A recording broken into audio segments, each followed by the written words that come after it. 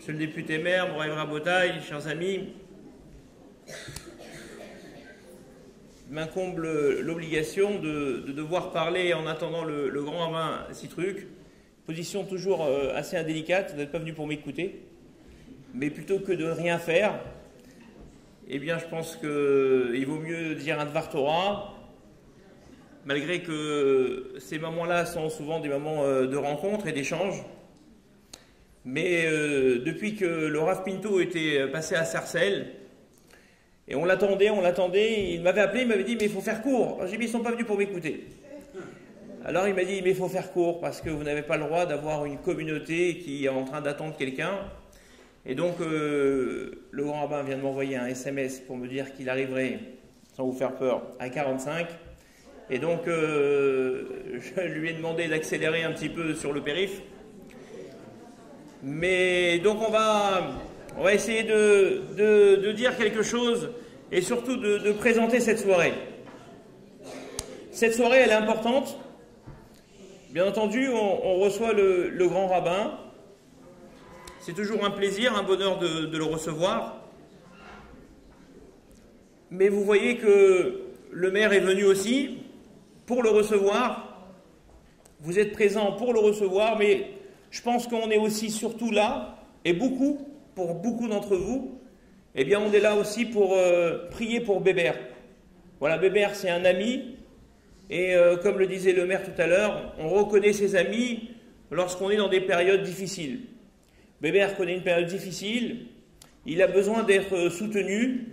Aujourd'hui on a fait venir notre photographe professionnel, docteur des photos maintenant, et donc qui va se charger justement d'envoyer toutes ces photos.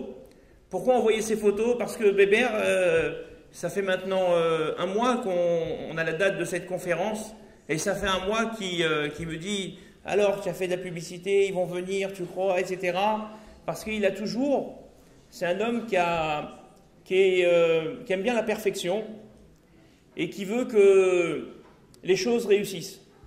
Mais ce qui l'embêtait le plus, c'est de déplacer une personnalité et ne pas pouvoir l'honorer. Il m'a dit, tu comprends, moi je suis prêt à annuler. Dis-moi, s'il n'y a pas de monde, j'annule tout. Je lui ai dit, pourquoi tu veux tout annuler? Il m'a dit, parce qu'on ne peut pas déplacer quelqu'un comme ça, avec personne. Donc on voit comme ça cette dimension que Bébert a, et cette volonté de vouloir toujours servir la communauté, eh bien que se mérite. Parce que cette soirée-là, on lui doit, on l'a aidé, mais s'il n'était pas derrière, on l'aurait peut-être pas, on l'aurait peut-être pas fait. Et donc il a été derrière. Et je voudrais vraiment que cette soirée, eh bien, soit pour lui, soit pour sa refoua shelema, pour sa guérison entière, et que si vous avez l'occasion, lors de cette soirée, tout à l'heure, de boire quelque chose, eh bien, dites les bénédictions et répondez Amen, dites les bénédictions à voix haute, et les autres diront Amen haut, puisqu'on sait que dire Amen à voix haute pour une bénédiction peut amener la guérison à quelqu'un. Donc on vit avec la foi, et on doit faire ça pour lui, on doit faire ça parce que c'est un ami de toujours, c'est mon premier ami à Sarcelles. C'est mon premier ami de Sarcelles.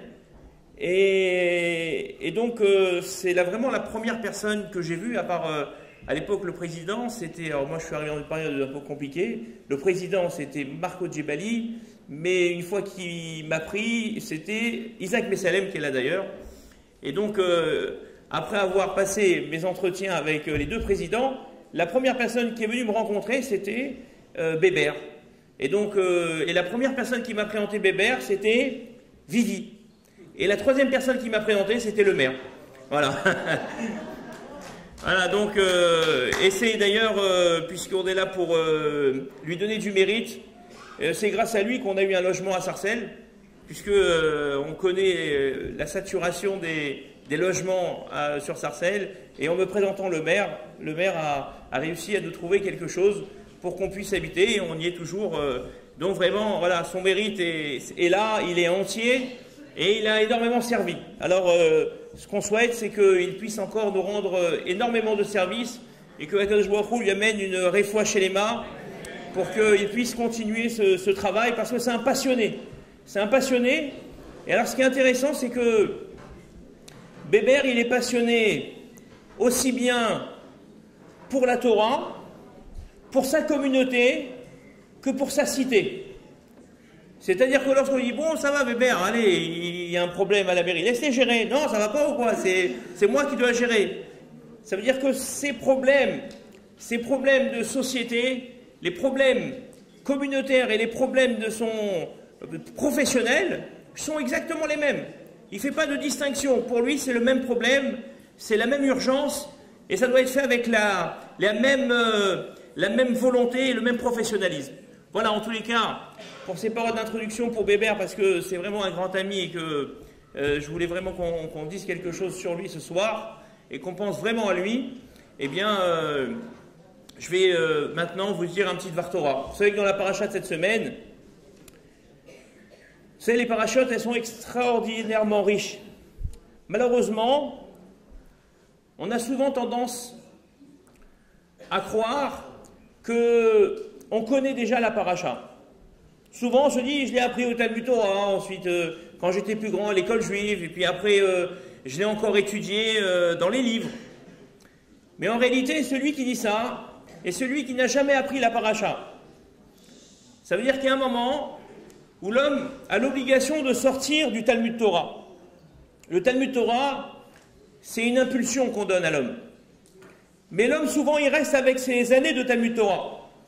Il pense que la Torah, elle s'arrête là. La Torah s'arrête à l'école juive. Pas du tout. La Torah, c'est jusqu'à 120 ans. Et donc, les parachiotes nous donnent des enseignements au quotidien, extraordinaires. Et sans ces parachiotes, eh bien, on ne pourrait pas concevoir la vie. À tel point que, je crois que c'est le Netziv, il disait que celui qui ne connaît pas sa paracha avec Rashi, eh bien, ira dans le Olam Haba pieds nus. Ça veut dire que c'est un manque terrible que de ne pas connaître Rashi. Pourquoi Rashi il est important? Parce que Rashi est éclairant. Rashi est celui qui nous amène l'explication. Et justement, le premier Rashi de la paracha de cette semaine, il nous dit la chose suivante. Ve'asuli migdash ve'shachanti betocham. Et vous me ferez un sanctuaire et je résiderai parmi eux. Li, Rashi nous dit li pour moi, c'est la possession. Et donc Rashi nous dit pourquoi Dieu emploie ce mot de li pour nous dire lishmi, avec sincérité, avec authenticité. En d'autres termes, Dieu demande de faire don pour construire le tabernacle, pour construire sa résidence de manière sincère. Il fallait que lorsqu'on amène des tentures, lorsqu'on amène de l'or, de l'argent, eh bien il fallait que ça soit sincère. Il fallait qu'on soit authentique, qu'on le donne parce qu'on a envie de le donner, parce qu'on adhère à un projet. Et si on ne le faisait pas, qu'est-ce qui se passait? Que se passait-il? Comment authentifier un don? Vous imaginez, demain, quelqu'un il arrive à la synagogue, il vous donne 100 €, vous dites non, ceux-là, ils ne sont pas sincères, j'en veux pas.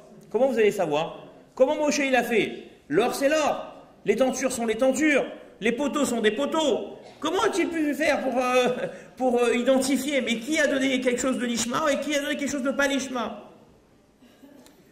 La deuxième question qu'on peut se poser, c'est qu'a priori, on sait que dans la Torah, on est autorisé parfois à accomplir des choses de manière intéressée, parce que, à force de les faire de manière intéressée, un jour on les viendra à les faire sincèrement. Mitor shelo lishma, balishma, c'est la formule consacrée. Donc, par exemple, le Gaon de Vilna nous donne un exemple. Quelqu'un a du mal à se lever le matin à la prière. C'est quelque chose de très répandu. puisqu'on voit bien le peu de monde, du moins le peu d'hommes, excusez-moi mesdames, le peu d'hommes qui viennent le matin à la synagogue, pas le Shabbat, hein, mais en semaine. Et donc, le Gaon de Vilna, il dit, a-t-on le droit de venir à la synagogue et en se motivant et en disant, je viens parce que si je viens pas, ils vont dire que je suis pas venu. Donc, complètement pas l'ishma. Donc, pas du tout de sincérité, je viens pour la galerie, après, ils sont à dire de moi, etc. Le Gaon de Vilna dit, on peut le faire. On peut le faire à une seule condition, c'est qu'on évolue. On peut faire les choses parfois pour être poussé à les faire. Parfois, on a besoin d'une impulsion. La société est une impulsion. Souvent, on se moque de la société, on se plaint des autres. Mais les autres, plus qu'ils nous embêtent, ils nous aident, on ne s'en rend pas compte. Et donc, le Gaon nous dit, lorsque tu viens en te poussant à venir parce qu'il y a quelque chose qui va te motiver, fais-le. Mais attention, ton but ultime est de pouvoir te lever parce que tu as un devoir à accomplir. Et lorsque tu auras accompli ce devoir, alors tu auras atteint le but ultime. Donc, on voit clairement dans la Torah, dans la Gemara, qu'on peut évoluer, on peut commencer son judaïsme de manière intéressée, comme on le fait d'ailleurs avec nos enfants.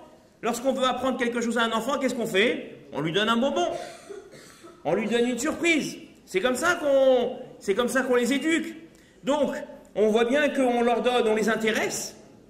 Et donc, par cet intéressement, à la fin, eh bien, ça devient une seconde nature, ils apprécient ce qu'ils font, et ils finissent par étudier sans aucun échange.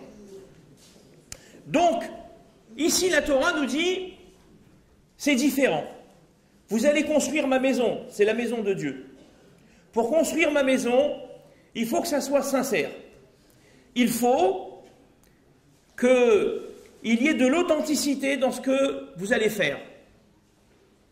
Et s'il n'y a pas d'authenticité dans ce qu'on fait, eh bien, Dieu ne pourra pas résider dans cette maison. Si on regarde bien, l'arche sainte, qu'est-ce qu'il y avait dans l'arche sainte, le Aaron? Qu'est-ce qu'il y avait dans l'arche? Les louchot, les tables de la loi. Il y avait combien de tables de la loi? Il y avait 2 tables de la loi. Il y avait les premières que Moïse avait cassées et les secondes qu'il avait données le jour de Yom Kippour, les secondes tables. Dans le Aaron se trouvaient ces 2 tables, les tables cassées et les tables entières. Pour que la Torah donc puisse résider à l'intérieur du Aaron, il fallait qu'impérativement l'arche soit construite de manière authentique, que chaque personne qui a amené un peu d'or, un peu de bois, l'ait fait de manière sincère. Il est fait dans le but de mettre quelque chose à l'intérieur de sacré. Et s'il a fait ça, alors la Torah peut résider. Le message de la Torah est très fort ici. On nous dit, tu ne peux pas être le réceptacle d'une bénédiction si tu es intéressé. Il y a un moment où dans la vie, il faut faire les choses par conviction. Car un homme convaincu est un homme forcément qui va aller plus loin. Un homme qui se battra. C'est ce que la Torah nous demande. La Torah nous dit, tu ne peux pas te contenter de faire pour les autres. Tu ne peux pas te contenter de faire parce que ça te donne bonne conscience. Non, tu dois le faire parce que tu dois être convaincu de le faire. De la même manière, lorsque une maman donne à manger à son enfant, elle lui dit, tu sais, si tu manges, eh bien je vais te donner une image. Alors l'enfant, maman, il se dit, bon, je vais faire plaisir à ma mère. Elle va me donner une image, je vais lui faire plaisir. Mais en réalité, est-ce que l'enfant fait plaisir à sa mère? L'enfant ne se rend pas compte, mais il est en train de subsister grâce à sa mère. C'est-à-dire qu'elle lui donne les vitamines et l'essentiel à son développement. Pourtant, lui est persuadé qu'il fait plaisir à sa mère. C'est exactement la même chose. Lorsqu'on fait une mitzvah, fait-on plaisir à Dieu? Lorsqu'on vient faire sa prière, lorsqu'on vient étudier, est-ce qu'on lui a donné quelque chose? On ne se rend pas compte, mais on est en train de se construire. Prier, c'est se construire. Étudier, c'est grandir. Et si on ne comprend pas que toutes ces démarches-là sont des démarches d'abord qui vont venir nous construire, alors on ne peut pas comprendre la Torah. La Torah, ce n'est pas quelque chose que tu donnes, c'est quelque chose que tu prends. D'ailleurs, dans cette paracha, lorsqu'il est écrit Venatenu, c'est un palindrome, Venatenu. Je me rappelle un jour, j'avais fait une conférence sur le Venatenu à Rennes. Vous savez, à Rennes, les gens sont un peu moins pieux qu'à Sarcelles. Et donc, j'avais dit, Venatenu, vous savez, Venatenu, c'est un palindrome, il se lit des deux côtés. Venatenu, Vav, Nun, Tav, Nun, Vav. Et on peut le lire de droite à gauche, en français ou en hébreu. De gauche à droite, ou de droite à gauche, on lit Venatenu. Pourquoi? Parce qu'on te dit, quand tu donnes, tu prends. Donner, c'est prendre. Donc, le mot donner, en hébreu, se lit des deux côtés. Alors, il y a un monsieur, il me dit, excusez-moi, monsieur, mais il n'y a pas qu'en hébreu que ça existe. Je lui dis, ah bon, les palindromes n'existent pas qu'en hébreu? Il me dit, non. Je lui dis, où c'est qu'il y a des palindromes en français? Il m'a dit, Laval. Voilà, donc, il y a aussi des palindromes en français, sauf que, bon, la signification de Laval, l'endroit, à l'envers, je ne sais pas. Mais en tous les cas, effectivement, c'est ce qu'on doit comprendre. Ce qu'on doit comprendre de la Torah, c'est que elle est avant tout une construction interne. On se construit, on grandit, on se donne de l'énergie, on devient convaincant. Et alors, à ce moment-là, eh bien, la vie prend une autre dimension. Et malheureusement, souvent, eh bien, on reste encore et beaucoup attaché, où on appréhende beaucoup le regard de l'autre. Énormément le regard de l'autre. Et tant qu'on appréhende l'autre, c'est qu'on ne vit pas intensément son judaïsme. Rabbi Yochanan était un grand rabbin. Alors qu'il était sur son chevet de mort, ses élèves sont venus le voir en lui disant « Rabbi, bénis-nous, donne-nous une bénédiction ». Ils ont dit « On va en profiter ». Et avant sa mort, on va lui demander une grande bénédiction. Alors il leur a dit « Pourvu que vous puissiez craindre Dieu comme vous craignez l'homme ». Alors ils ont été déçus. Ils lui ont dit « Tu t'es moqué de nous, tu nous as pris pour des petits. Quoi, c'est à ça que tu veux qu'on aspire? Craindre l'homme comme on craint Dieu? Mais ça a l'air si simple. » Alors il leur a dit « Pourvu que vous puissiez atteindre ce niveau. » Ça veut dire avoir aussi peur de l'homme que de Dieu. Ça veut dire quoi? Lorsque j'ai quelqu'un en face de moi, lorsque je mange avec quelqu'un, je ne mange pas comme quand je mange seul. Je ne m'assois pas comme je m'assois quand je suis seul. Or, la dimension de Dieu, c'est pouvoir être seul et être en symbiose avec lui. C'est-à-dire, à aucun moment, être en déconnexion avec la réalité de Dieu. Comme cet enfant qui regarde à droite et à gauche et qui veut voler une pomme. Et il y a une voix du ciel qui lui dit « Mais tu n'es pas seul ».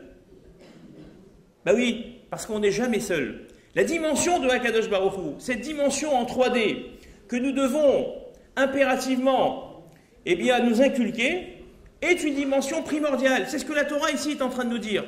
Veshachanti betocham, ve'asuli migdash li lishma. Il faut de la sincérité. Il faut arriver au fur et à mesure, c'est un long travail, mais il faut arriver au fur et à mesure, arriver à de la sincérité. Il faut arriver à être authentique, à essayer de chasser cette carapace que l'on se donne pour se réaliser véritablement. Alors, la question qu'on avait posée, la deuxième question qu'on avait posée, c'était comment Moshe a-t-il pu savoir que l'argent qui a été donné était de l'argent sincère? La réponse est très simple, et elle est terrible. Si vous regardez bien à la fin des parachiotes, lorsque Moshe fait son bilan, d'accord, son rapport moral et financier, vous savez que la première fois, monsieur le maire, qu'un rapport moral et financier a été fait, c'est à l'époque de Moïse. Le premier homme qui a fait un rapport moral et financier, c'est Moïse, lorsqu'il a récolté de l'argent, donc il a pris des fonds publics, et avec ces fonds-là, il a construit quelque chose, et bien à la fin de la section de Shemot, de l'Exode, Moïse dresse le bilan de ce qu'il a fait au centime près. Et le texte nous dit, et il est resté, Véoter. Il y a eu plus, Moshe dit, voilà, il me reste tout ça. Et la question que les commentateurs posent, mais s'il reste, c'est donc que certains en donnaient pour rien. Certains en donnaient pour rien, puisqu'il y en avait en trop.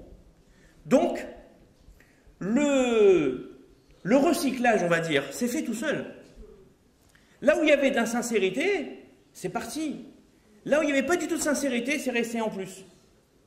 Mais dans l'or, il y a aussi des pertes. Lorsqu'on sculpte de l'or, lorsqu'on fond de l'or, vous avez forcément des pertes.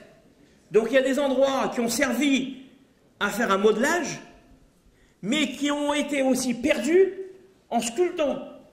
Donc on s'est servi quand même de cela, mais à la fin c'est parti. Il y a des endroits qu'on a dû couper, les tentures par exemple, on a dû les couper.